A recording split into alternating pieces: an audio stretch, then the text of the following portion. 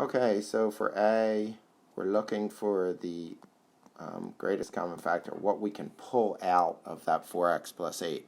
So clearly I can't pull an x because there's not an x in each term, but I can pull a 4 out, right? And then I'm left with x plus 2, right? Because 4 times x is 4x, 4 times 2 is 8. For B, right, we have 10x plus 25y plus 5.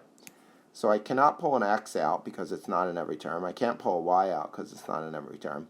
But 10, 25, and 5 all have a common factor, which is 5. So if I pull a 5 out, I'm left with 2x, right? 5 times 2x is 10x. 5 times what is 25y? That's 5y.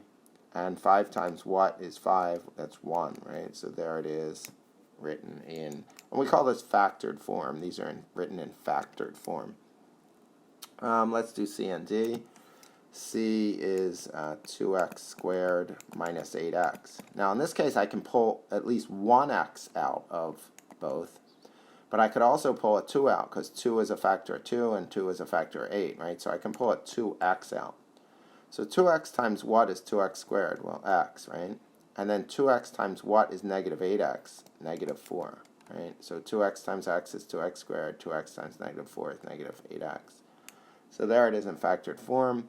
And the last one, 9x squared y plus 12x plus 3xy. Okay, so let's remember the rule. It has to be in all the terms. So I can pull an x out because I have an x in every term, right?